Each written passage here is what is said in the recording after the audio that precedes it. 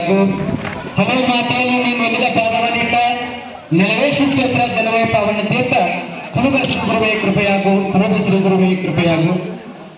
ನಾನು ಅತ್ಯಂತ ಗೌರವಿಸುವಂತಹ ಇಡೀ ಜಗತ್ತಿಗೆ ಗೌರವಿಸುವಂತಹ ಇಡೀ ಜಗತ್ತಿಗೆ ಭಾರತ ಎಂದರೇನು, ಭಾರತದ ತಾಕತ್ತೇನು, ಭಾರತದ ಸಾಮರ್ಥ್ಯ ಏನು, ಭಾರತದ ಅಂತಸತ್ವವೇನು ಅಂತ ತಿಳಿಸತಕ್ಕಂತಹ ಪರಮ ಪೂಜ್ಯ ಸ್ವಾಮಿ ವಿವೇಕಾನಂದರನ್ನು ನನ್ನ ಮನದಲ್ಲಿ ಜ್ಞಾನಿಸಿದ ಹಾಗೂ ವೇದಿಕೆ ಮೇಲೆ ಉಪಸ್ಥಿತರಿರುವಂತಹ ಆದರಣೀಯ ಈ ಶಾಲೆಯಲ್ಲಿ ನಿವೃತ್ತಿಯನ್ನು ಹೊಂದಿರತಕ್ಕಂತಹ ನಮ್ಮ ಬಿರಾದರ್ ಸರ್ ಅವರಿಗೂ ಮತ್ತು ನಮ್ಮ ಇಂಗ್ಲಿಷ್ ಅರ್ಕೇರಿ ಸರ್ ಅವರಿಗೂ ಇವರೆಲ್ಲರಿಗೂ ಅವರಿವರೇ ಎಲ್ಲ ಗುರುಗಳಿಗೂ ಮಾತೆಯರಿಗೂ ತನ್ಮಯತೆಯಿಂದ ನಾನು ಹೃದಯಪೂರ್ವಕವಾಗಿ ಅವರಿಗೆ ವಂದನೆ ಸಲ್ಲಿಸುತ್ತೇನೆ. ಹಾಗೆ ಈ ಕಾರ್ಯಕ್ರಮವನ್ನು ಮಾಡಬೇಕು ಅಂತ ಹೇಳಿ ನಾವು ಮೊದಲು ಯೋಚನೆ ಮಾಡಿದ್ವಿ. 2018 ಮತ್ತು 19ನೇ ಸಾಲಿನ ವಿದ್ಯಾರ್ಥಿಗಳು ಇದ್ದೀವಲ್ಲ, ನಾವು ಇದನ್ನ ಕಾರ್ಯಕ್ರಮವನ್ನು ಮಾಡಬೇಕು ಅಂತ ಮೊದಲು ಯೋಜನೆಯನ್ನು ರೂಪಿಸಿಕೊಂಡಿದ್ವಿ. ಆದರೆ ಸರ್ ಒಂದು ಡೇಟ್ ಬರ್ತಂತ ಹೇಳಿದ್ರು, ಆ ಡೇಟಿಗೆ ಬಂದು ನೀವು ಈ ಕಾರ್ಯಕ್ರಮ ಮಾಡೋದು ಹೇಳಿದ್ರು. ಆದ್ರೆ ನಮ್ಗಿಂತ ಹಿಂದಿನ ವಿದ್ಯಾರ್ಥಿಗಳು ಬಂದು ಈ ಕಾರ್ಯಕ್ರಮ ಮಾಡಿದ್ದರಿಂದ ನಮ್ಗೆ ಮಾಡೋಕ್ಕಾಗಲಿಲ್ಲ. ಆದ್ರೆ ಚಿದಾನಂದ ಮಾಲಿನಿ ಇವರೆಲ್ಲ ಹೇಳಿದ್ರು, ನಾವು ಮಾಡ್ಬೇಕಂತಕ್ಕಂತಹ ಕಾರ್ಯಕ್ರಮವನ್ನ ಯಾರೋ ವಿದ್ಯಾರ್ಥಿಗಳು ಬಂದು ಮೊದಲು ಮಾಡಿ ಹೋದ್ರು, ಅವರು ಇದರ ಯಶಸ್ಸನ್ನು ಪಡ್ಕೊಂಡ್ರು ಅಂತ ಹೇಳಿದ್ರು. ಆದ್ರೆ ನೆನಪಿಟ್ಕೊಳ್ಳಿ, 2011ರ ವರ್ಲ್ಡ್ ಕಪ್ ನಲ್ಲಿ ಇಂಡಿಯಾ ಮತ್ತು ಶ್ರೀಲಂಕಾದ ವರ್ಲ್ಡ್ ಕಪ್ ನಲ್ಲಿ ಗೌತಮ್ ಗಂಭೀರ್, ಸಚಿನ್ ತೆಂಡೂಲ್ಕರ್ ಇವರೆಲ್ಲರೂ ಪ್ರದರ್ಶನವನ್ನು ತೋರಿದ್ರು. ಆದ್ರೆ ಗೆಲ್ಲುವಂತ ಮ್ಯಾಚ್ ಧೋನಿ ಬಂದು ಒಂದು ಸ್ಟೈಲ್ ಆಗಿ ಹೆಲಿಕಾಪ್ಟರ್ ಶಾಟ್ ಅನ್ನು ಹೊಡೆದು ಇಡೀ ಪಂದ್ಯದ ಅವರೇ ಪಡ್ಕೊಂಡು ಹೋದ್ರು.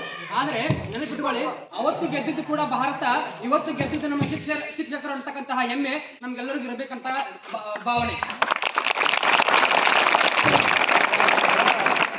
ಆದ್ರೆ ಅವರು ಕೂಡ ಈ ಕಾರ್ಯಕ್ರಮವನ್ನು ಮಾಡ್ತಾರೆ, ಅವರು ಕೂಡ ಸನ್ಮಾನವನ್ನ ಮಾಡ್ಕೊಳ್ತಾರೆ. ಆದ್ರೆ ಈ ಸನ್ಮಾನ ಅವರಿಗೆ ಸರ್ಕಾರ ಇಷ್ಟೇ ಮಾಡೋದು ಬೇಡ, ನಾವು ವಿಶಿಷ್ಟವನ್ನು ಮೀರಿರ್ತಕ್ಕಂಥ ಒಂದು ಕೆಲಸವನ್ನ ಮಾಡಬೇಕು ಅಂತ ತಿಳ್ಕೊಂಡು ನಮಗೆ ಕಲಿಸಿರ್ತಕ್ಕಂಥ ಗುರುಗಳು ಈ ಶಾಲೆಯಲ್ಲಿ ಯಾರಿದ್ರಲ್ಲ, ನಮ್ಮ ಮುಖ್ಯೋಪಾಧ್ಯಾಯರಾಗಿರ್ತಕ್ಕಂತಹ ಶಿಕ್ಷಕರು ಬಿರಾದರ್ ಸರ್ ಇದ್ರು ಮತ್ತು ಸಮಾಜ ಶಿಕ್ಷಕರಾಗಿರ್ತಕ್ಕಂಥ ಚಂದ್ರದಾಸ್ ಸರ್ ಇದ್ರಲ್ಲ, ಅವರನ್ನು ಮತ್ತು ಚಿತ್ರಕಾರ ಸರ್ಗಳನ್ನ ಕರೆಸ್ಬೇಕು ಅಂತ ನಮ್ಮ ಯೋಜನೆಯನ್ನು ರೂಪಿಸ್ಕೊಂಡ್ವಿ. ಆದ್ರೆ ಶಿಕ್ಷಕ ಸರ್ ಹೇಳಿದಾಗ ನಾವು ಬರ್ತೀನಿ ಅಂತ ಹೇಳಿ ಬಹಳ ಆಧಾರದಿಂದ ಹೇಳಿದ್ರು ಅವರು. ಆದ್ರೆ ಸಮಾಜ ಸರ್ ಸಹಿತ 2 ಸಲ ನಮ್ಗೆ ಫೋನ್ ಹಚ್ಚಿ ನಾನು ಬರ್ತೀನಿ ಅಂತ ಹೇಳಿ ನನಗೆ ರಜೆಯನ್ನು ಕೊಡ್ತಾ ಇಲ್ಲ ಅಂತಂದಾಗ ಬಹಳ ಬೇಸರ ಆಯ್ತು. ಚಿತ್ರಕಾರ ಸರ್ ಸಹಿತ ಹಾಗೆ ಹೇಳಿದ್ರು. ಆದ್ರೆ ಬಂದಿದ್ದು ಇರಲಿ ಅಂತ ತಿಳ್ಕೊಂಡು ಕಾರ್ಯಕ್ರಮನ ಮಾಡ್ತಾ ಇದ್ದೀವಿ. ನನಗೆ ಅನಿಸಿಕೆಗಳಂತ ಹೇಳಿ ನಮ್ಮ ವಿದ್ಯಾರ್ಥಿಗಳು ಹೇಳಿದ್ದಾರೆ. ಸರ್ವಜ್ಞರ ಒಂದು ವಚನ ಇದೆ, ಎಲ್ಲ ಬಲ್ಲವರಿಲ್ಲ ಬಲ್ಲವರು ಬಾಳಿಲ್ಲ, ಬಲ್ಲವರಿದ್ದು ಬಲವಿಲ್ಲ ಸಾಹಿತ್ಯ ಎಂಬುದು ಎಲ್ಲರಲ್ಲಿ ಇಲ್ಲಿಂದ ಸರ್ವಜ್ಞ ಅಂತ. ನಾನೇನು ಎಲ್ಲವನ್ನು ಬಲ್ಲಂತವನಲ್ಲ, ನನಗೆ ತಿಳಿದಿರ್ತಕ್ಕಂತಹ, ನನಗೆ ಈ ಗುರುಗಳು ಬಯಸಿರ್ತಕ್ಕಂತಹ, ನಾನು ಓದಿರ್ತಕ್ಕಂತಹ ಅಷ್ಟೇ ಎಂದು ನಾನು ನಿಮ್ಮ ಮುಂದೆ ಹೇಳ್ತೀನಿ. ನಾನು ಇಷ್ಟಕ್ಕಷ್ಟೇ ಸ್ವಾಮಿ ಪುರುಷೋತ್ತಮಾನಂದಿಯವರ ಯಶಸ್ಸಿನ ರಹಸ್ಯ ಅಂತಕ್ಕಂಥ ಪುಸ್ತಕವನ್ನು ಓದ್ತಾ ಇದ್ದೇನೆ. ಆ ಪುಸ್ತಕದಲ್ಲಿ ಮೊದಲ ಮಾತು ಅಂತ ಹೇಳಿ ಪರಮಿಡಿಯಲ್ಲಿ ಅವರು ಹೇಳ್ತಾರೆ, ಈ ಸರ್ವಸಂಪನ್ನವಾಗಿರ್ತಕ್ಕಂಥ ಒಂದು ರಾಷ್ಟ್ರವನ್ನು ಕಟ್ಟಬೇಕು ಅಂತಂದ್ರೆ, ಶಕ್ತಿವಂತ ಒಂದು ರಾಷ್ಟ್ರವನ್ನು ಕಟ್ಟಬೇಕು ಅಂತಂದ್ರೆ ಅದಕ್ಕೆ ಶ್ರಮಿಸಬೇಕಾಗಿರ್ತಕ್ಕಂತಹ 2 ವರ್ಗಗಳು, ಒಂದು ಮಾತಾಪಿತರ ವರ್ಗ, ಮತ್ತೊಂದು ನಮ್ಮ ಶಿಕ್ಷಕ ವರ್ಗ ಅಂತ ಹೇಳ್ತಾರೆ. ಆದ್ರೆ ಈ ನಮ್ಮ ತಂದೆ ತಾಯಿಗಳು ಇವತ್ತು ಆ ಕೆಲಸವನ್ನ ಮಾಡ್ತಾ ಇಲ್ಲ. ನಮ್ಮ ತಂದೆ ತಾಯಿಗಳು ಏನ್ ಮಾಡ್ತಾ ಇದ್ದಾರೆ ಅಂತಂದ್ರೆ ಅವರೆಲ್ಲರೂ ಕೂಡ ಬಂದು ಶಾಲೆಗೆ ಸೇರಿಸಿ ನಮ್ಮ ಕೆಲಸ ಆಯ್ತಪ್ಪ ಅಂತ ತಿಳ್ಕೊಂಡು ಬಿಟ್ಟು ಹೋಗ್ತಾ ಇದ್ದಾರೆ. ಆದ್ರೆ ಆ ಎಲ್ಲ ಜವಾಬ್ದಾರಿ ಯಾರಿಗೆ ಬಂದಿದೆ ಅಂತಂದ್ರೆ ಶಿಕ್ಷಕರಿಗೆ ಬಂದಿದೆ. ಯಾವತ್ತು ಈ ಶಿಕ್ಷಕರು ನಮ್ಮ ವಿದ್ಯಾರ್ಥಿಗಳನ್ನ ಶಿಕ್ಷಣದಿಂದ ವಂಚಿತರನ್ನಾಗಿ ಮಾಡ್ತಾರೋ ಅವತ್ತು ಈ ದೇಶ ಬಲಿಷ್ಠವಾಗಿರ್ತಕ್ಕಂಥ ನಮ್ಮ ದೇಶ ತನ್ನ ಸತ್ವವನ್ನು ಕಳೆದುಕೊಳ್ಳುತ್ತೆ. ಇದೇ ರೀತಿ ಈ ದೇಶದ ಮೇಲೆ ಹೂಟರು, ಡಚ್ಚರು, ಫ್ರೆಂಚರು, ಮೊಘಲರು, ಅರಬರು, ತುರ್ಕರು ಇವರೆಲ್ಲ ಏನು ಭಾರತದ ಮೇಲೆ ಆಕ್ರಮಣ ಮಾಡಿದ್ರು, ಇವ್ರು ಯಾರಿಗೂ ಕೂಡ ಭಾರತ ಎಂದು ಸೋತಿರುವಂತಹ ಇತಿಹಾಸವೇ ಇಲ್ಲ. ಆದ್ರೆ ಬ್ರಿಟಿಷರು ಬಂದು ಈ ದೇಶವನ್ನ 2 ದಶಕಗಳ ಕಾಲ ಆಳಿ ಹೋದ್ರು. ಆದ್ರೆ 2 ದಶಕಗಳ ಯಾಕೆ ಆಳಿದ್ರು, ನಾವು ಯಾಕೆ ಶಕ್ತಿಯನ್ನು ಅಳಿದು ಹೋಯ್ತಪ್ಪ ಅಂತಂದ್ರೆ ನಮ್ಮ ಶಿಕ್ಷಣವನ್ನು ಅವರು ಟಿವಿ ಹಾಕಿದ್ರು.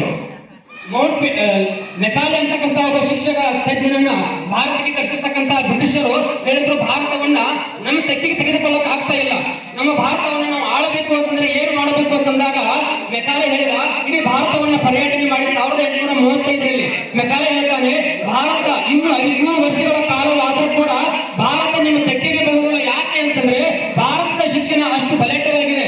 ಈ ಶಿಕ್ಷಣವನ್ನ ನೀವು ಯಾವತ್ತೂ ಶಿಕ್ಷಣದಿಂದ ವಿದ್ಯಾರ್ಥಿಗಳನ್ನ ವಂಚಿತರನ್ನಾಗಿ ಮಾಡ್ತೀರೋ ಅವತ್ತು ಭಾರತ ನಿಮ್ಮ ತೆಕ್ಕಿಗೆ ಬೇಕಂತಂದಾಗ ಮೆಕಾಲೆ ಒಂದು ಶಿಕ್ಷಣ ಪದ್ಧತಿ ಏನಂತಂದ, ಅದೇ ಈ ಶಿಕ್ಷಣ ಪದ್ಧತಿ ಅಂತ ಹೇಳಿ ಆ ಶಿಕ್ಷಣ ಪದ್ಧತಿಗಳ ಶಿಕ್ಷಣವನ್ನು ಕಲಿಸ್ತಾ ಇದ್ದಂತ ಗುರುಗಳೇನಿದ್ರಲ್ಲ ಅವತ್ತಿನ ಸಂದರ್ಭದಲ್ಲಿ ಬ್ರಾಹ್ಮಣರು ಅಂತಿದ್ರು.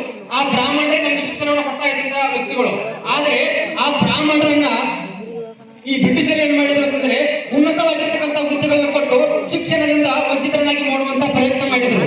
ಇದಕ್ಕೆ ಮೂಲವಾಗಿ ಭಾಗವಹಿಸಿದ್ದು ಯಾರು ಅಂತಂದ್ರೆ ನಾವು ಇವತ್ತು ನಮ್ಮ ಪುಟ್ಟ ಪಠ್ಯ ಪುಸ್ತಕದಲ್ಲಿ ಓದ್ತೀವಲ್ಲ, ದ ಗ್ರೇಟ್ ರಾಜಾರಾಮ್ ಮೋಹನ್ ರಾಯ್. ಇದೇ ರಾಜಾರಾಮ್ ಮೋಹನ್ ರಾಯ್ ನಮ್ಮನ್ನ ಶಿಕ್ಷಣದಿಂದ, ಮೂಲ ಶಿಕ್ಷಣದಿಂದ ವಂಚಿತರನ್ನಾಗಿ ಮಾಡಿರ್ತಕ್ಕಂಥ ವ್ಯಕ್ತಿ. ಬ್ರಾಹ್ಮಣ ಸಮಾಜ ಸ್ಥಾಪನೆಯನ್ನು ಮಾಡಿದ್ರಲ್ಲ ಅದೇ ವ್ಯಕ್ತಿ. ಆದ್ರಿಂದ ನಮ್ಮನ್ನ ಯಾವಾಗ ಅವರು ಶಿಕ್ಷಣದಿಂದ ವಂಚಿತರನ್ನಾಗಿ ಮಾಡಿದ್ರು, ಇಡೀ ಭಾರತ ಅವರ ತೆಕ್ಕಿಗೆ ಹೋಯಿತು. ಮುಂದೆ ಶಾಂತಿ ಕೃಷ್ಣ ವರ್ಮ, ಸಚೇಂದ್ರನಾಥ್ ಸಂಜಾಳ್ ಅಂತಕ್ಕಂಥ ಮಹಾನ್ ಶಿಕ್ಷಕರು ಬಂದಾಗ, ಈ ಭಾರತ ದೇಶದ ಹಕ್ಕವನ್ನು ನಮಗೆ ಬೋಧಿಸಿದಾಗ, ನಮಗೆ ಇರ್ತಕ್ಕಂಥ ಆತ್ಮ ಜಾಗೃತಿಯಾಗಿ ಮತ್ತೆ ಹೊಳಿ ನಾವು ಶಕ್ತಿಯುತರಾಗಿ ಬ್ರಿಟಿಷರನ್ನ ಈ ಭಾರತದಿಂದ ಓಡಿಸ್ತೀವಿ. ಯಾವ ಕಾರಣಕ್ಕಾಗಿ ನಮ್ಮ ಶಿಕ್ಷಣ ಗಟ್ಟಿಯಾಗಿದೆ ಅಂತಕ್ಕಂಥದಕ್ಕಾಗಿ. ಅದಕ್ಕಾಗಿ ಈ ಕಾರ್ಯಕ್ರಮವನ್ನು ನಾವು ಯಾವ್ದಕ್ಕೆ ಮಾಡ್ತಾ ಇದ್ದೀವಿ ಅಂತಂದ್ರೆ, ಅಂತಹ ಶಿಕ್ಷಕರು ನೋಡಿದ್ರೆ ಗೊತ್ತಾಗುತ್ತೆ ಅವ್ರು ಇರ್ತಕ್ಕಂಥ ಕಳೆ ಎಂತದ್ದು ಅಂತ. ಒಂದು ಕಠೋಪನಿಷತ್ತಿನ ಒಂದು ಶ್ಲೋಕ ಇದೆ. ಆ ಶ್ಲೋಕ ಯಾವಾಗಪ್ಪ ಅಂತಂದ್ರೆ, ಆಶ್ಚರ್ಯವಕ್ತ ಕುಶಲಾಂಶ ಲಬ್ಧ ಆಶ್ಚರ್ಯ ಜ್ಞಾತ ಕುಶಲಾನುಶಿಷ್ಟ ಅಂತ. ಆಶ್ಚರ್ಯವಕ್ತ ಅಂತಂದ್ರೆ ಆಶ್ಚರ್ಯ ಬೋಧಿಸ್ತಕ್ಕಂಥ ಗುರು ಹೇಗಿರ್ಬೇಕು ಅಂತಂದ್ರೆ ಆಶ್ಚರ್ಯಕರನಾಗಿರ್ಬೇಕು, ಸೂರ್ಯನ ಹಾಗೆ ಪ್ರಕಾಶಮಾನವಾಗಿರ್ಬೇಕು. ಮತ್ತು ಕುಶಲಾಂಶ ಲಬ್ಧ ಅಂತಂದ್ರೆ ಕೇಳ್ತಕ್ಕಂಥ ವಿದ್ಯಾರ್ಥಿಗಳು ನಾವೆಲ್ಲ ಹೇಗಿರ್ಬೇಕು ಅಂತಂದ್ರೆ ಕುಶಲತೆಯಿಂದ ಕೇಳಬೇಕಂತೆ. ಅದಕ್ಕೆ ಬೋಧಿಸ್ತಕ್ಕಂಥ ಗುರು ಆಶ್ಚರ್ಯ ಪ್ರಕಾಶವಾಗಿ ಹೇಳ್ತಾ ಇರಬೇಕು, ಅದನ್ನ ಪಡ್ಕೋತಕ್ಕಂಥ ಶಿಷ್ಯ ಹೇಗಿರ್ಬೇಕು ಅಂದ್ರೆ ಕುಶಲನಾಗಿರ್ಬೇಕು. ಅಂತಹ ಭಾವನೆ ನಮ್ಮಲ್ಲಿ ಇವತ್ತಿಗೆ ಅಂತಕ್ಕಂಥ ಪ್ರಶ್ನೆಯನ್ನ ನಾವು ಮಾಡ್ಕೊಳ್ಬೇಕಾಗಿದೆ. ಹಾಗೆ ನಾವು ಶಿಕ್ಷಕರ ಬಗ್ಗೆ ಹೇಳೋದಾಗಿತ್ತಪ್ಪ ಅಂತಂದ್ರೆ, ಮೂಳೆ ಶಿಕ್ಷಣ ವರ್ಗಾವಣೆ ಆಗಿ ಹೋಗ್ತಕ್ಕಂಥ ಟೀಚರ್ ಇರಬೇಕು, ಅರಕೆರೆ ಸರ್ ಮತ್ತು ನಮ್ಮ ಗಣಿತ ನಮ್ಮ